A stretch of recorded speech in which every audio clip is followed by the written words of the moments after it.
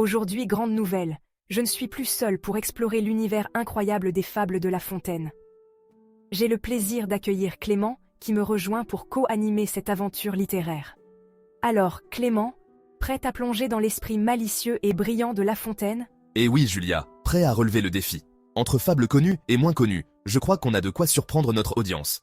Et quoi de mieux que de commencer par un sujet qui change un peu des classiques? Parce qu'aujourd'hui, on va parler des fables les plus méconnues de La Fontaine, celles qu'on ne voit pas souvent dans les livres scolaires. Exactement. On a décidé de faire non pas une, mais 2 vidéos pour te présenter un top 10 des fables méconnues de La Fontaine. Dans cette première partie, on va explorer 5 fables incroyables, pleines de sagesse, d'humour et de leçons qui, crois-moi, résonnent encore aujourd'hui. Et franchement, ces fables méritent tellement d'être connues. Tu verras, on a des histoires de poissons rejetés, de disputes inutiles, de faux rois, et même une mouche qui se prend pour une héroïne. Tout ça avec des morales qui te parleront directement, que ce soit dans ta vie perso, au boulot, ou même sur les réseaux sociaux.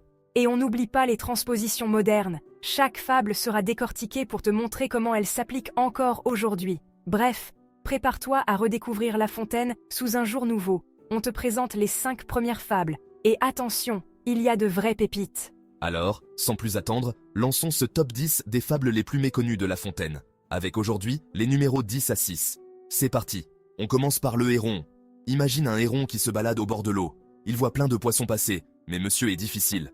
Non, trop petit, non, pas assez appétissant. Et à force de trop choisir, il finit par devoir se contenter d'un minuscule poisson, à moitié mort. Pas très malin, hein? Azeitar. Et la morale est claire. Qui fait le difficile, finit par ne rien avoir. Si tu attends toujours mieux sans saisir les opportunités devant toi, tu risques de finir les mains vides. C'est un peu comme refuser plusieurs offres d'emploi, pensant que la meilleure arrive et te retrouver au chômage. Parfois, mieux vaut ne pas trop faire la fine bouche. En numéro 9, on a une fable très piquante. Le renard, le singe et les animaux. Ici, le singe devient roi grâce à la flatterie. Mais attention, le renard n'est pas dupe et décide de piéger ce faux roi en lui promettant un trésor. Le singe tombe dans le panneau et tout le monde se rend compte qu'il n'a rien d'un vrai leader. La morale, méfiez-vous des faux rois. Le pouvoir usurpé n'a jamais de vraie fondation. C'est tellement moderne. On a tous vu des gens grimper dans la hiérarchie sans compétence. Mais la vérité finit toujours par éclater. Et là, ça fait mal. C'est un rappel pour tout le monde. Être sincère et compétent vaut mieux que de jouer la comédie pour impressionner. Passons au chat, la belette et le petit lapin. Ici, un lapin perd sa maison au profit d'une belette. Il décide de demander à un chat de trancher la dispute. Mais surprise, le chat ne tranche pas, il les mange tous les deux. Ah, cette fable est tellement réaliste. La morale? Quand on se dispute pour des futilités, un tiers en profite souvent. Combien de fois on a vu des conflits inutiles entre collègues ou amis, et pendant ce temps-là, quelqu'un d'autre en profite pour tirer son épingle du jeu? Apprends à relativiser et à chercher un compromis avant qu'un chat ne passe par là. En numéro 7, une fable qui montre que la taille ne fait pas tout. L'aigle et l'escargot. L'aigle, grand et puissant, s'en prend à l'escargot, tout petit. Mais l'escargot, bien malin, se venge en détruisant les œufs de l'aigle, prouvant qu'un adversaire sous-estimé peut être redoutable. La morale? Ne jamais sous-estimer un adversaire, aussi petit soit-il. C'est la version fable de David contre Goliath. Même les plus grands peuvent tomber face à des adversaires qu'ils jugent insignifiants. Une leçon d'humilité. Et franchement, c'est aussi une bonne leçon pour éviter d'être arrogant.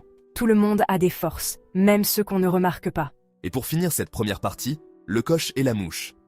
Imagine un coche, un genre de carrosse, embourbé, avec une mouche qui vole partout en criant qu'elle aide. Mais en réalité, ce sont les chevaux qui font tout le boulot. Typique, non? La morale? L'agitation inutile ne mène à rien. Seuls les efforts réels comptent. C'est tellement vrai aujourd'hui. Combien de personnes parlent beaucoup mais ne font rien? Dans une équipe, mieux vaut un discret bosseur qu'un bruyant inactif. Et voilà, c'était notre première partie du top 10 des fables méconnues de La Fontaine. On espère que tu as découvert ou redécouvert des petites pépites qui, franchement, méritent d'être aussi célèbres que les classiques comme le corbeau et le renard, ou la cigale et la fourmi. Entre le héron difficile, le chat qui mange tout le monde, et cette mouche qui prétend tout régler, on a bien vu que La Fontaine avait un sacré talent pour nous rappeler, avec humour, des vérités toujours d'actualité. Et attends, ce n'est pas fini! On revient très bientôt avec la deuxième partie, et crois-moi, les fables qu'on a gardées pour la fin valent le détour. On parlera d'intelligence face à la force, de défauts à accepter, de cupidité qui détruit tout, et même d'un âne qui nous rappelle que peu importe le chef, le travail reste le même. Et n'oublie pas le charretier embourbé. Une vraie leçon sur l'importance de bouger toi-même avant de demander de l'aide. Une morale qui s'applique à peu près partout dans la vie, non? Alors, est-ce que tu connais déjà certaines de ces fables? Ou tu fais partie de la team découverte totale? Dis-nous tout en commentaire. Et surtout, abonne-toi pour ne pas manquer cette deuxième partie du classement, parce qu'on te promet encore plus de surprises et de leçons qui claquent. Merci d'avoir regardé, et à très vite sur La Fontaine réinventée, pour la suite de ce top 10 des fables méconnues.